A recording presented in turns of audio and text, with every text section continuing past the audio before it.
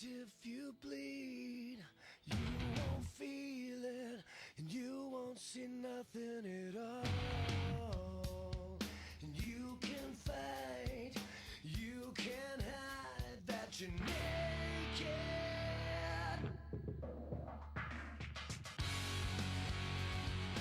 If you bleed, you won't feel it, you won't see me at all. You can fight, you can hide that you're naked. If you bleed, you won't feel it, you won't see me at all. You can fight, you can hide that you're naked.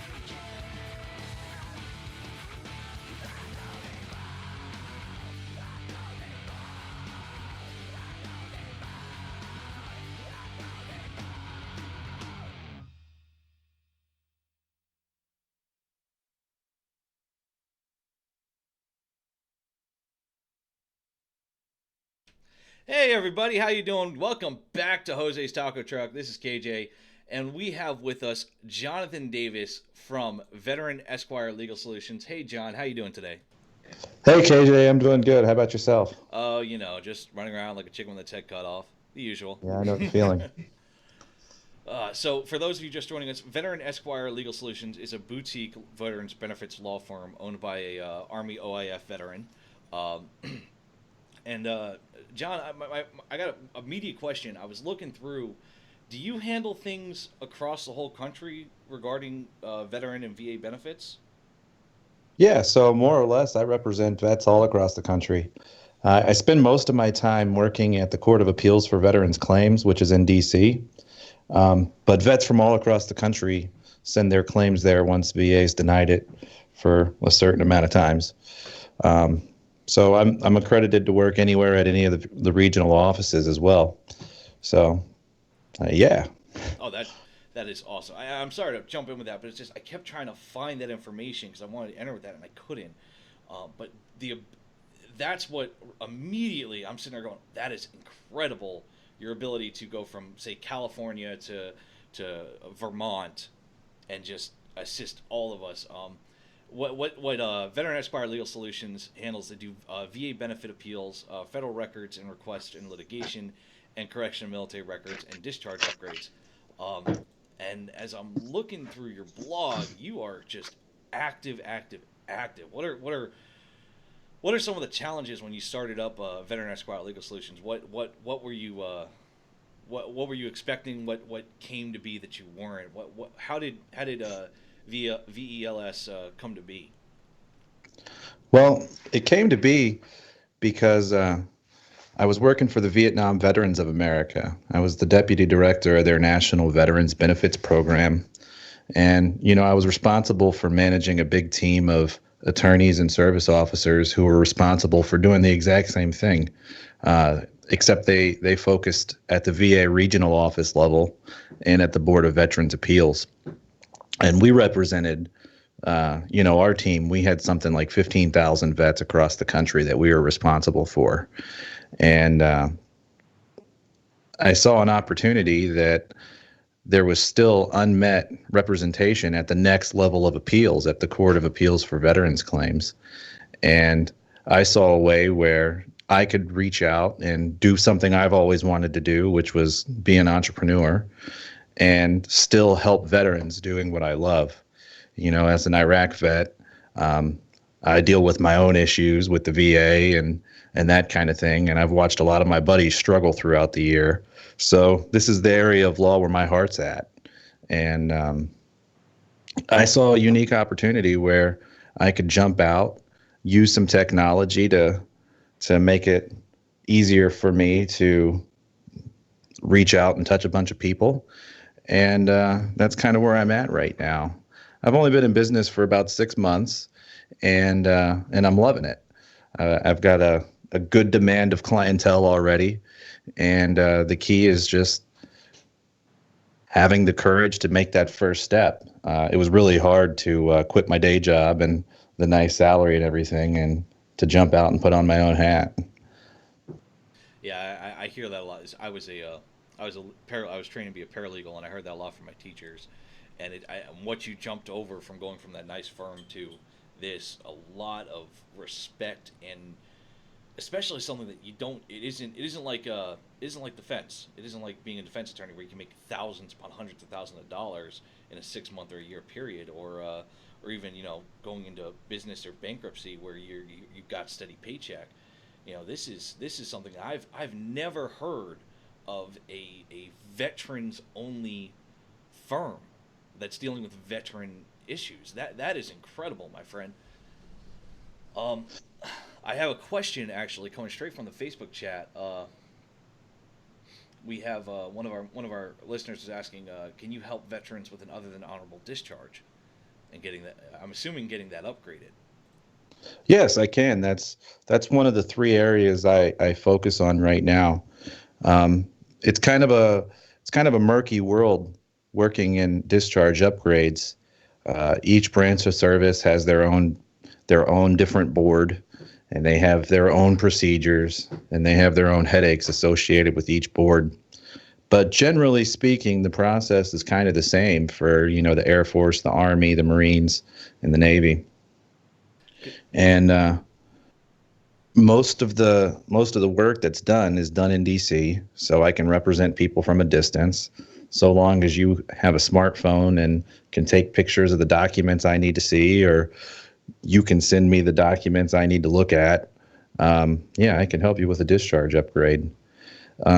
Right now, vets who have been, who have the other than honorable, and they can relate it to some kind of PTSD or mental health condition that they may or may not have known about when they got out of service.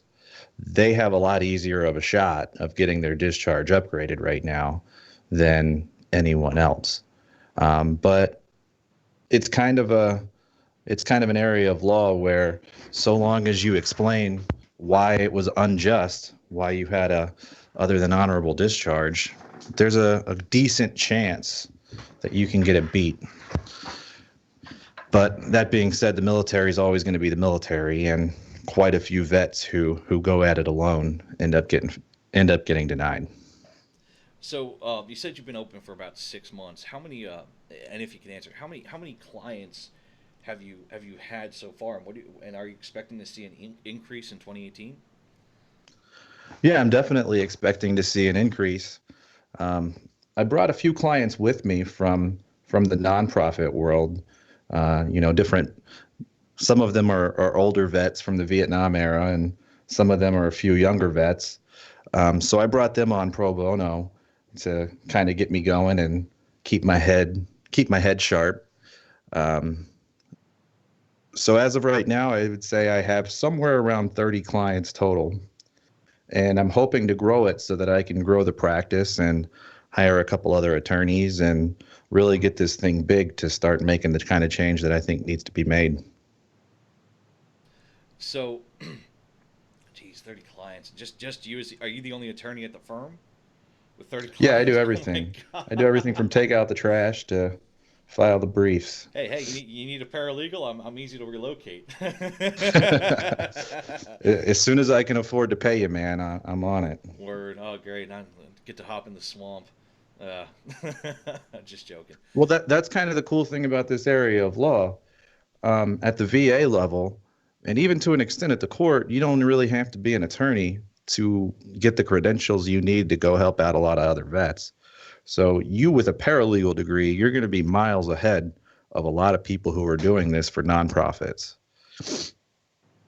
Yeah, I didn't get to. I left school before I got that degree because it wasn't my calling. My friend. It was just a nah. Trying to make mommy and daddy happy. I'm focusing on communications and radio. But Right. you said that you don't necessarily have to have a law degree to do this. What are the requirements? I'm interested in how can other people, if they were interested in volunteering or helping with Veteran Esquire Legal Solutions, how could they do that? What can be done there on their end if they don't have a law degree? Well, my organization, since we're kind of a law firm, can't really volunteer with me. I Oh have yeah. to pay you. But there are other organizations out there. There's tons of them. We all know the names: American Legion, Disabled American Veterans, AMVETS, the Vietnam Veterans of America, just to name a few. These are big, huge organizations that have volunteer service officers that help veterans file their claims and argue appeals all the way up to the Board of Veterans Appeals in D.C. Huh. So And the only requirements are, you have to take a class that VA recognizes.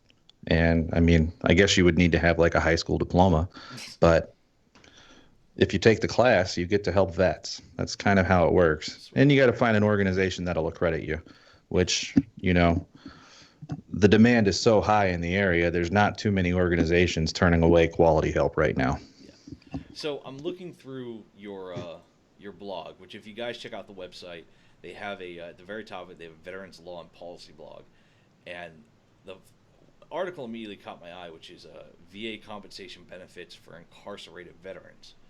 And I have now I gotta ask it. Have you had a veteran that is incarcerated come to you to deal with compensation benefits? And if you have, could you share about that and what more about it? Because I didn't know. I thought that if you got locked up, sorry, you're screwed. You're fucked. You ain't getting anything.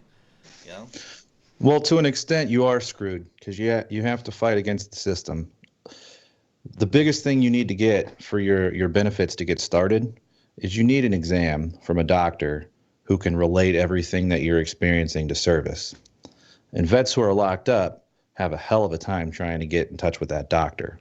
It depends on what state you're in. Some prisons are better than others. They will actually take you to your appointments at the VA so you can get your benefits started. Really, the misnomer is that for vets who are incarcerated, you don't actually get cut off. They just reduce you down. So if you're anything over 10% disabled, they're going to reduce you down to 10% while you're locked up. If you're only at 10%, they're going to cut that in half.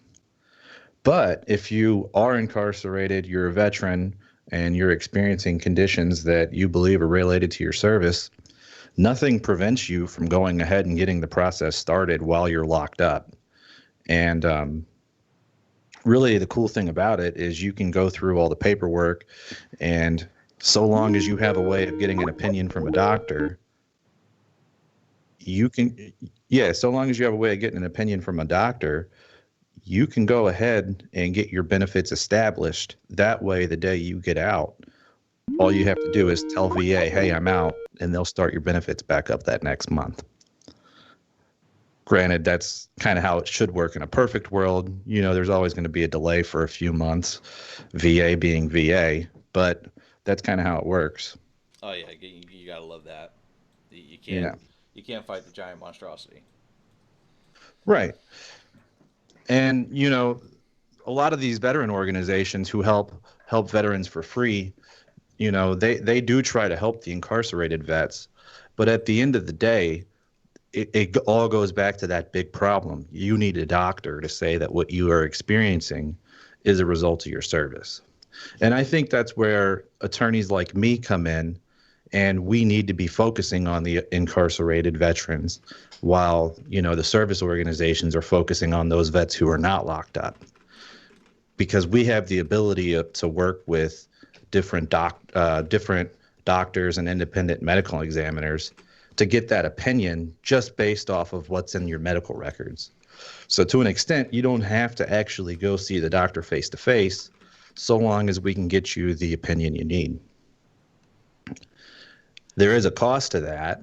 And, for most vets, we're able to find a way to not take that out of their pocket. But the way the law's set up, we're able to get our fees and everything once your claim is granted, even if you're not out yet. So it's kind of a win-win for us and a win-win for the vets who are locked up. Yeah, and that's especially in that scenario with as I'm reading through the article. They get, once you get out, they get reinstated and all that jazz. You know, I could really see the trouble and the conflict, especially with like I have a very good friend of mine. He works for oh god, Corrections Corporation of America, and Right. he just had his first ever veteran in jail, and he had an appointment, and he just didn't know what to do. Like, he had no idea what to do. And now, hey, I told him, listen in, I'm going to have Jonathan on here, Jonathan Davis. You know, he might know him. Bada bing, bada boom. There's a whole article, and I just messaged it to him real quick. Mikey, we'll get you Awesome. in here in just a moment. Just give me 1 second. Give me one more call real quick, and we will get you in here. Because we have someone desperately trying to reach out here. And while we're waiting for Mikey to call, we have a few questions also in the chat. We have Doc Derek wondering, how often do you see, or here we go, 1 second. Let me get him. Hold on a second, Mikey. We're going to get you in there just one moment, all right? Okay, Jay. Hold on. Yeah, Mikey, I hear you. Just give me 1 second, all right? I'm going to call you right back. Back to that call. Let's go back here. All right, let's add Mikey in here. It's a funky little way to do this. Paste. Sorry, John. There you Didn't are. mean to disappear on you. No, it's cool. Just a weird way to do this. All right, and we're just calling Mikey right now because he's been trying to reach you pretty fast and hard. All right, cool. He's got a bunch of questions for you. Hey, Mikey, you're live on the air with WTF Nation Radio and Jonathan Davis. What's up, Mikey? No, this ain't Mikey. This is Doc. I got it's Doc. something I want to ask the guest right quick, if he'll mention. A lot of vets don't know about it. I went to jail here in Tennessee several years ago, and there were signs posted inside the jail, if you're a veteran, let the staff know. And I thought that they would let you know that. I was in there for 48 hours. Anyhow, ask him if he will mention the Veterans Justice Liaison that works at VA. It's something that I wasn't aware of until I went to jail. They Doc, work with the court systems. Doc, you're live with him right now. Yeah. You're in chat with him right now. Hey, how many? Hey, Doc, how's it going? How many vets do you know that access the Veterans Justice Liaison? Because they're at every VA facility, but it's one of those programs that veterans aren't aware of because they hopefully never get caught up in the legal system. Well, I've never actually worked with any vets who've dealt with the justice liaison in my professional capacity. But when I was in law school, I met up with the guy who does that job at the Miami VA, and he seemed to be pretty busy down there.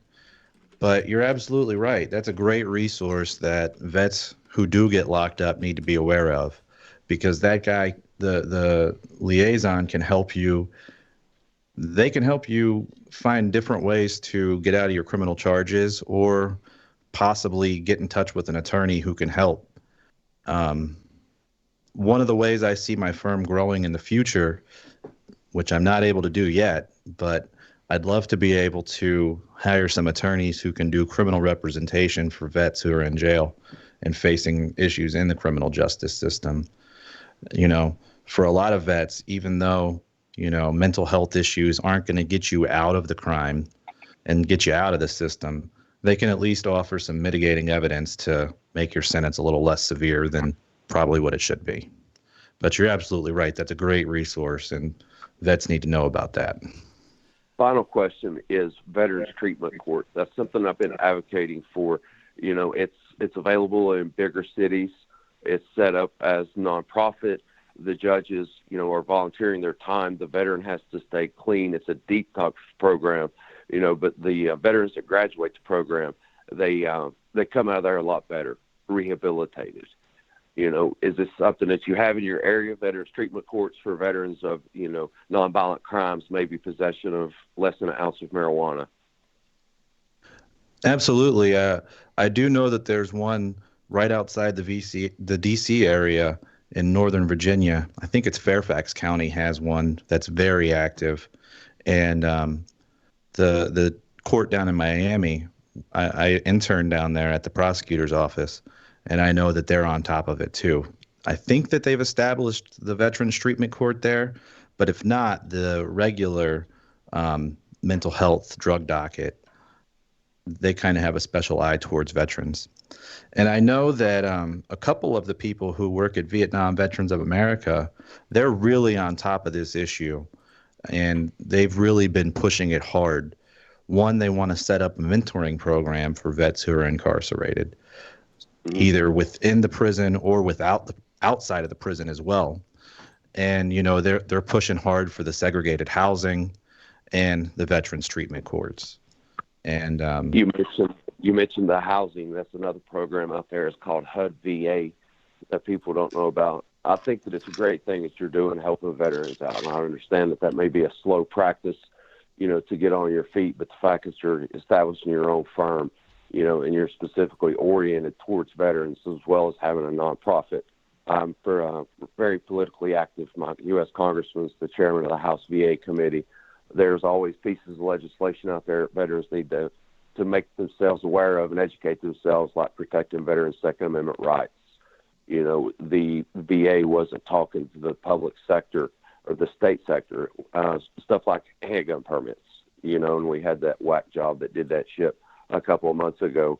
The VA, if a veteran was diagnosed with PTSD or a mental health disorder. That whack job wasn't a fuck up on the VA's end. That was actually the CID, the DoD, not sending to the FBI, specifically the Air Force, not sending to the FBI, the hey, he committed heinous crimes and he lost his Second Amendment rights. But hey, Doc, I really appreciate you calling in, man.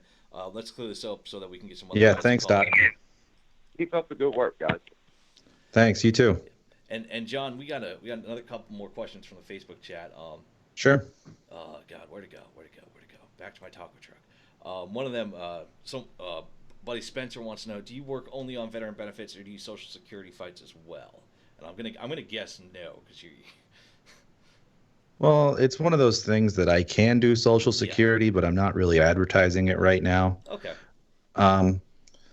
It's kind of a pain in the ass to get started in the Social Security world, and with me running the firm by myself right now, I'm kind of sticking to what I know for the time being. But I'm doing the homework, and that's probably going to be one of the next areas I venture into, is the Social Security world. I know I personally would never want to touch Social Security with a 10-foot pole, because all the books, John, all the books and the litigation, and every other week something new, and Republicans want to cut entitlements and Democrats want to add entitlements. It's just, oh God. Yeah, well, Fluctuating. one of the crazy things about it, though, coming from, how I learned how to handle disability law, is, from my perspective, Social Security is actually going to be a little bit easier. Really? Because I don't have to worry about trying to figure out if your current disability is related to service or not. Huh. So to me, that takes away one of the biggest hurdles. But the problem is it's Social Security, and just like VA, they have their own backlogs and headaches. And I'm not quite up to speed on the procedural aspects of it yet to really confidently help somebody with it. But I'm pretty sure here in the next few months I will be. So stay tuned. And I've got one more question for the Facebook chat before we go on to more. How often do you see, or a percentage of vets that are bullshitting? They have bogus claims and they're just wanting to get a paycheck. How often do you have those guys that are legitimately fake? They are trying to, oh yeah, I've got PTSD and I've got this, and all they've ever done is basic training. Right. Yeah, it happens. To say that it doesn't happen, I'd be lying. But really, the way the laws are set up, there's quite a few people who qualify for benefits who many vets would think there's no way that dude should be getting benefits.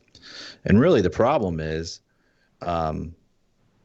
everyone needs a competent advocate who knows the system in and out and can help them get it too. So you see a lot of people who get upset because they're like, oh yeah, that guy never even deployed, but he's at 100%. And here I am, I got my left leg blown off and I'm fighting for my 50. Well, the problem is there's so many different secondary conditions and loopholes about aggravation of conditions that if you've served and done your time, you should be able to get, what's due to you. And, the way the system's set up, it's not a system where if you get your benefits, that means there's less benefits for me too. Yeah. The system's set up so everyone gets what's due to them. It doesn't really matter what others get. So it does happen. Every now and again, you'll see somebody try to submit some kind of fraudulent document, or they'll submit like a PT card that you could tell is fake. And when that happens, I mean, my ethical obligations as attorney kick in, and Yeah. I have to withdraw from the case. But yeah, it happens.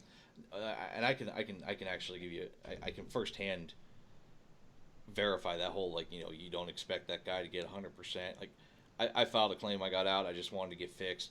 I had something wrong with my shoulder and my back, and lo and behold, Right. VA fixed me. It was great. It was, hey, you don't need anything. You just have this, and by the way, you're fat. Oh, well, thanks.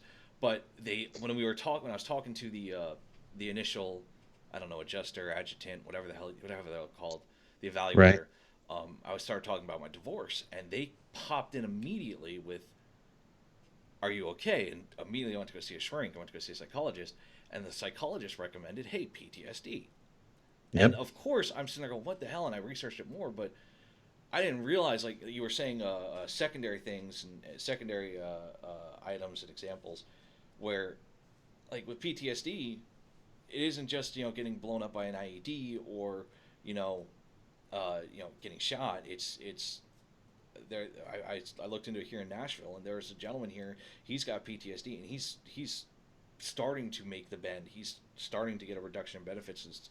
He's got PTS, not PTSD, but he's starting to make the bend, because for a while, I think it was like 6 years, he lost his kids, he lost his wife, lost his house, lost his dogs, lost everything. Came home from deployment, and it's all gone, all of Hmm. it. And it's just, holy shit! I didn't realize PTS is more than just getting blown up by an IED or shot, you know. And I can feel you there with that Well, and frustration another for one other of the big vets. things that people forget about when we're dealing with PTS is military sexual trauma. Oh yeah, That's a huge issue right now, and it seems to affect more females than males. But there are quite a few males out there as well who are victims of military sexual trauma, and the post traumatic stress that they feel was absolutely real. And the VA is getting better about handling it and giving them their benefits that they need, but there's still a lot of work to be done in that area, and still a lot of misunderstandings even within the government. yeah. It's if there's one thing that I constantly talk about and get triggered about, it's the inequality when it comes to any sort of sexual crime or trauma, with dealing with men versus women, because the male minds. I mean, I'm looking at some of your pictures online. I see you with a 249. You look happy as a clam. And by the way, were you a Bravo?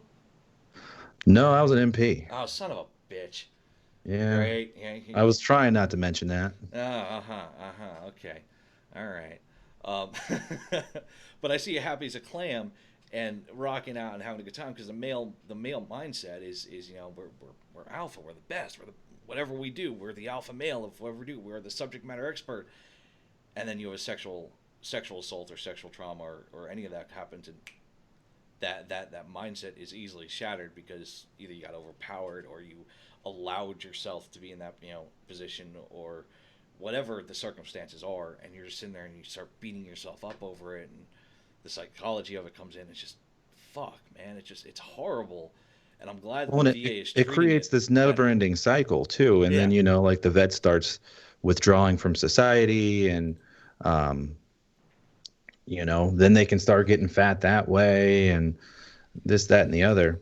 But the thing about your benefits is, once you have that, and say you start withdrawing from society and you can't leave the house, or at least you think you can't leave the house, and things start going wrong from there, your mind affects your body in tons of different ways. So Mm-hmm. you'll see people with post-traumatic stress, and depression as well, and then they'll start developing different back pains and different musculoskeletal pains, and all that's related, and it all can be connected back, and you can get your benefits for that. Granted, if you start improving, then you might have to face a reduction, but if you need help getting back on your feet, that's what it's there for. Yeah, that's one thing the VA's gotten really good about, I have to say. So, I have. I want to. I want to ask you another interesting question, and it was a topic today, and I've spoken about it in the past. But medical marijuana, Yeah. the VA has stated, because they have to follow federal law, they're not going to issue medical marijuana. But have you in the past had a circumstance with a client from like California or Colorado that uses it medically or recreationally, and has that affected their ability to get benefits? Where they've had to go in see a representative, and the representative denies them because, sorry, you're smoking pot, even though it's legal in the state. Has that affected anyone's ability to get benefits?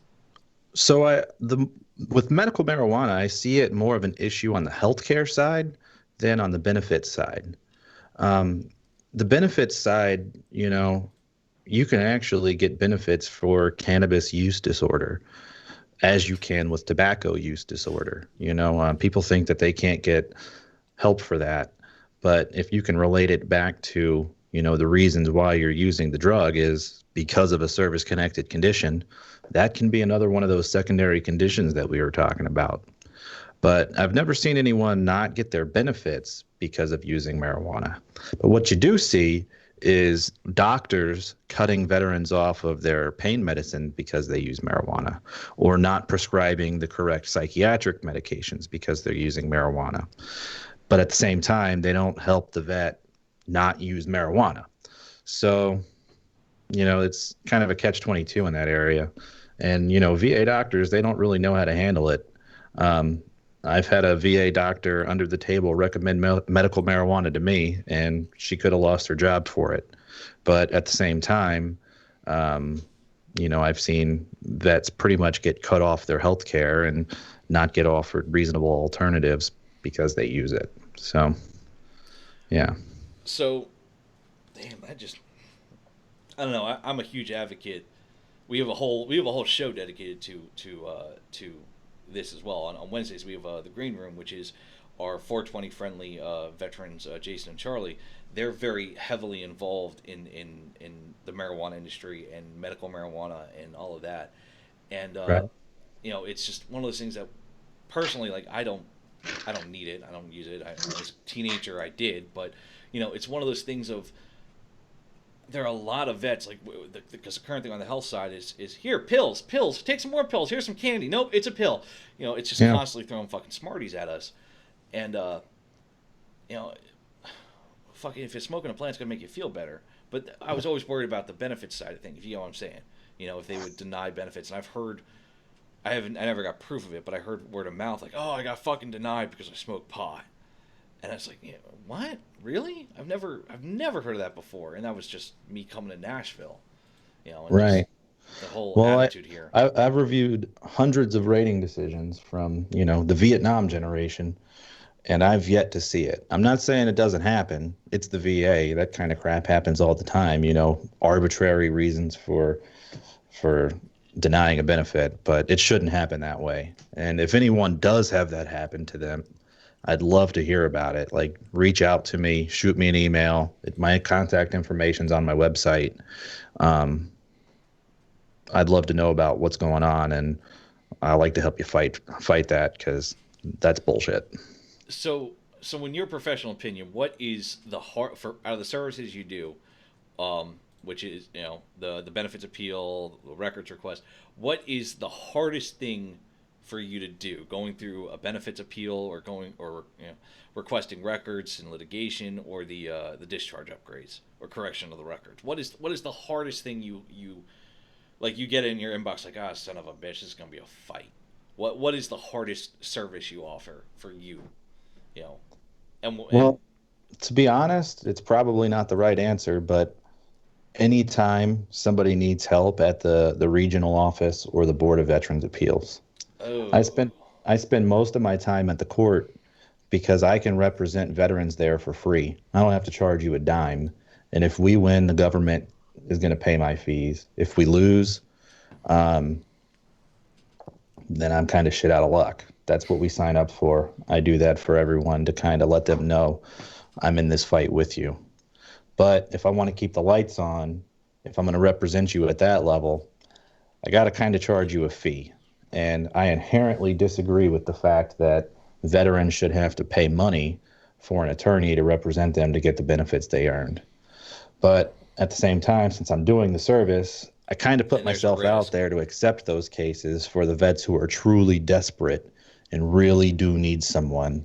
There's vets out there who've been kicking around the hamster wheel of VA between the regional office and the board for decades. And sometimes, you just need an attorney to step in. And that's kind of what I market myself for. I spend most of my time referring vets who call me to a service officer who can represent them for free and actually take care of them, who's worth it. That sounds harder. Not the referring them, but that sounds harder. Like where you have to charge that fee. That just sounds like it's gut wrenching to me. Like Absolutely. Yeah.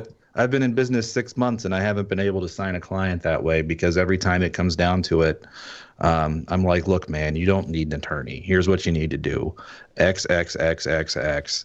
And if that doesn't work, here's a service officer in your area who probably can help square this away for you. Yeah. And I mean, if somebody were to come back to me 6 months later after that and be like, dude, this still isn't working, I really want your help, I'd probably bite the bullet and negotiate a reasonable fee with them to do it. But And that's I really hate charging money. And yeah, and that's talking to you and hearing you and like using the keyword negotiate. When you hear it in politics, it's a buzzword, but when you hear it talking to a professional, especially how you're talking about it, you're not saying it like, "Oh yeah, we'll negotiate." You're like, "Yeah, negotiate." I can feel that we'll find the way. We'll work it out, and that's what I like the vibe I get from Veteran Esquire Legal Solutions and you, John, that we'll find a way to figure this out. We'll sort this out. We'll get you your benefits. We'll get you that discharge upgrade. We'll do our best. And I like how you're solution driven. My lawyer was not solution driven during my divorce.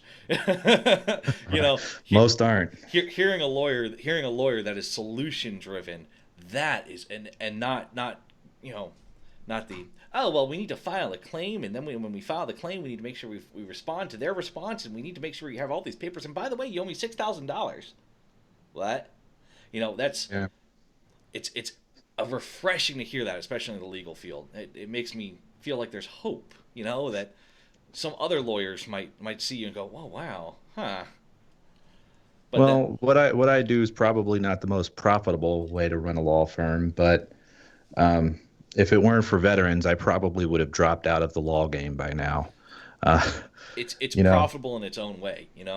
It's you're helping a community that deserves your time, and they in return give you their thanks, and keep passing it forward. That's well, and it really hits home for me because at the end of the day, I'm doing this in memory of a couple people that I've lost. A good friend of mine that I deployed with, the day he got his denial letter from the VA, he got hammered and drove his car off a bridge.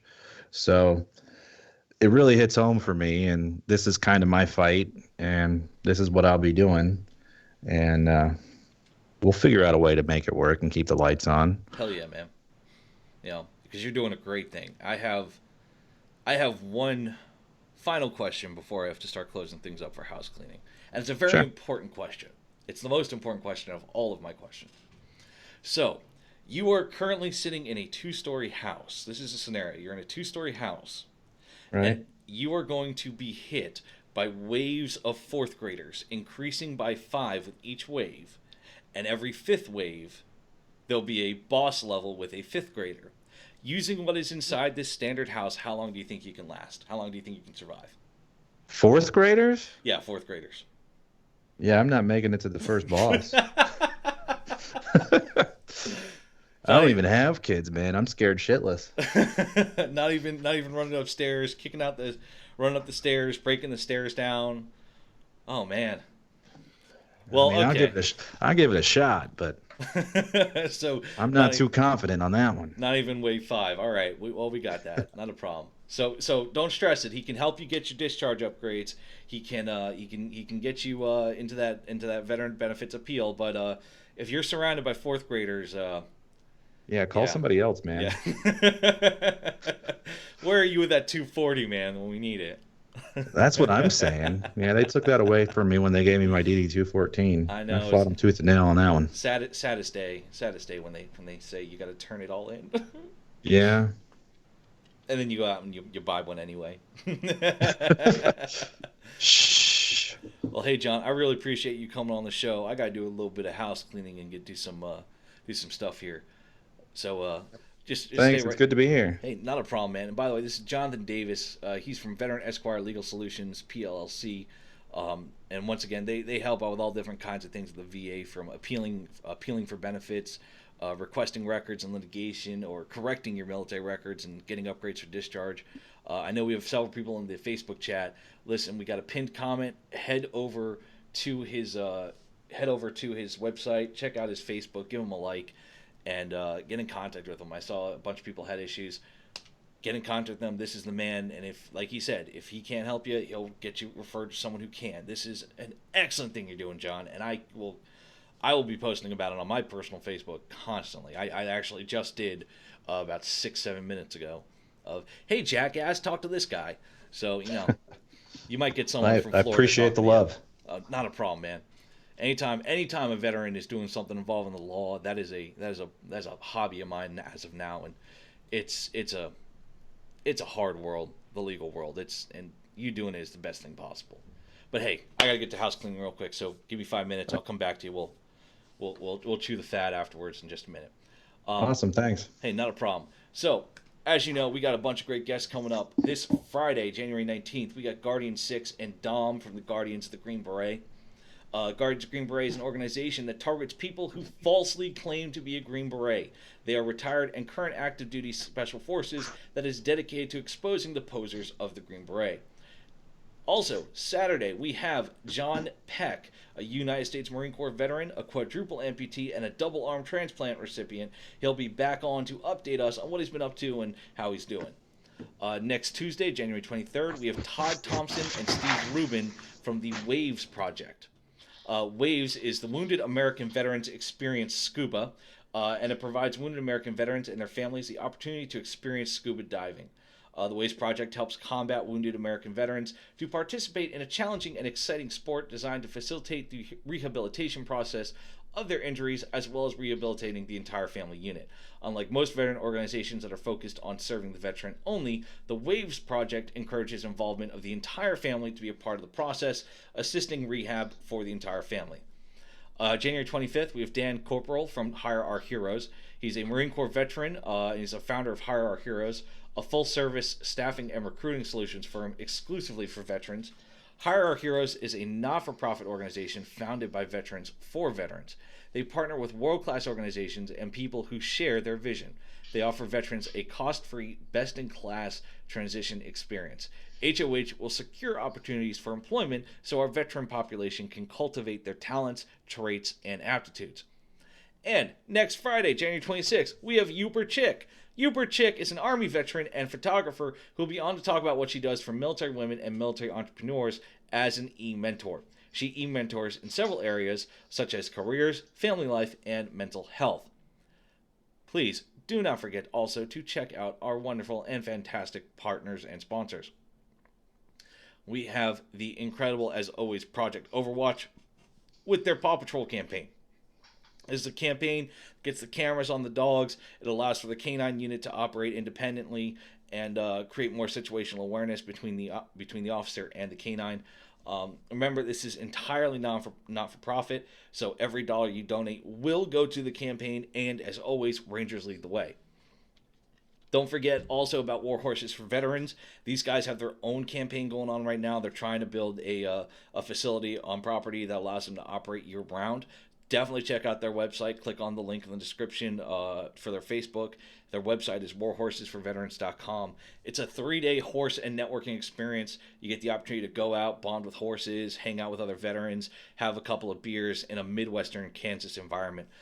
Eat some great food, and generally just ride a horse. I hope to get out there and get over my fear of horses someday. By the way, Ice and Red Leg went there, had a blast. Funny as hell watching them try to learn how to lasso and all that jazz. Definitely check them out. Also, give our terrestrial site some love. We have the Veterans Report, which is every Saturday. They're going to be talking about veterans issues. They're based out of Pennsylvania at a 94.1 and 620 KHB. Give them a check. Shout out. And you can always catch them here on WTF Nation as well. And with that being said, hey, John, you still with me? Yeah, I'm here. Hey, John, I appreciate you coming out, man. Yeah, you got any final words for the audience? No, thanks for everything y'all do. Everyone who's listening, thanks for what you do to keep us safe. And if there's anything I can do for you, feel free to shout out at me. If I can't help you, I'll help you get in touch with somebody who can. Hell yeah, that's a strong way to end the show. You can check him out at veteranesquire.com, or you can check him out at his Facebook, which is pinned in the comments, as well as I'll readjust the main post so that it has it in there as well. But hey, John, I really appreciate you coming on. And to everyone here, as always, I look forward to seeing you tonight. Oh, our shows. I forgot our shows. I'm such a bad host. We have a show almost every night of the week. Every Tuesday and Thursday at noon, you have Jose's Taco Truck with me, KJ, getting triggered easily. Thursdays, we have every show at 2000 Eastern. We have that one show, Sergeant's Time with ICE. Going to be talking about active duty Army community issues. Fridays, we have More Freedom Than You Can Handle with Friday Night Freedom with Minx and Mud Puppy. Be sure to ask Minx about Summer and 19.1 Inches. Saturday, we then have Savage Night of Radio, Saturday Night Savagery. Sunday, we have the triumphant return of the Green Room, our 420 friendly show hosted by Jason and Charlie. Remember, DD214 required to participate in any 420 activities. Monday, we bring it around to the Monday edition, our flagship show hosted by ICE. And Tuesday, once again, Jose's Taco Truck, and Tied Up Tuesdays at 2000 Eastern Time with Minx and Grey Cloud to talk up about things that happened over the weekend. And Wednesdays are a Donza. You might catch something with WTF Nation Gaming. By the way, check it out. It's a gaming thing. We shoot things. With that being said, I wish you all a great afternoon. I will see you tonight for Sergeant's Time. And as always, ladies and gentlemen, shots.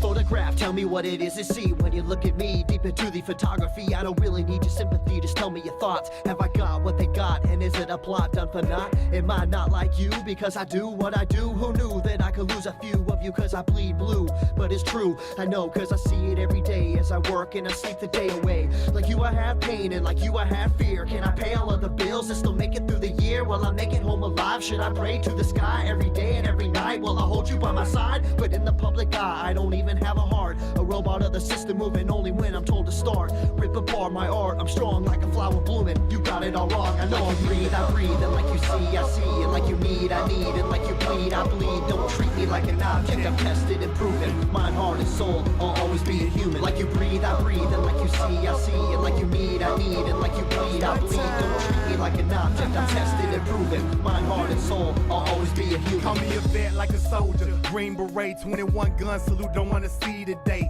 In the constant war zone, in the home of the brave, where they hate the police until they saving the day. I got kids like you, a mortgage like you, so blue lives matter, and so does yours too. All this separation and divide, open your eyes. If you cut us all open, we the same inside. The only difference is I run to the gunfight, get peace when it's chaos, when the people don't act right. But I'm under scrutiny for trying to protect me. You pull a pistol and I'm shooting for trying to contest me. I got a quick second to make a deadly decision. The media betrayed me like a kid for a living, like I'm cold with no heart, a brain with no thoughts, a body with no feeling, a life with no cause. Like you breathe, I breathe, and like you see, I see. And like you need, I need, and like you bleed, I bleed. Don't treat me like an object, I'm tested and proven. Mind, heart, and soul, I'll always be a human. Like you breathe, I breathe, and like you see, I see. And like you need, I need, and like you bleed, I bleed. Don't treat me like an object, I'm tested and proven. Mind, heart, and soul, I'll always be a human. I'm damned if I do, and damned if I don't. It's like every single time I say what's on my mind, they go for my throat, they spew evil words. If you are absurd, always grinding, grinning, and killing my soul with these verbs. Hold me down, like I can't gasp for air. I'm closed inside of a box, like I'm inside Fort Knox. Every time that I'm there, I don't know why they think that I'm different from you. All that's true is I'm a like you breathe, I breathe, and like you see, I see. And like you need, I need, and like you bleed, I bleed. Don't treat me like like an object. I'm tested and proven. Mind, heart, and soul, I'll always be a human. Like you breathe, I breathe, and like you see, I see, and like you need, I need, and like you bleed, I bleed. Don't treat me like an object. I'm tested and proven. Mind, heart, and soul, I'll always be a human. Like you breathe, I breathe, and like you see, I see, and like you need, I need, and like you bleed, I bleed. Don't treat me like an object. I'm tested and proven. Mind, heart, and soul, I'll always be a human. Like you breathe, I breathe, and like you see, I see, and like you need, I need, and like you bleed, I bleed. Don't treat me like an object. I'm tested and proven. Mind, heart, and soul, I'll always be a human.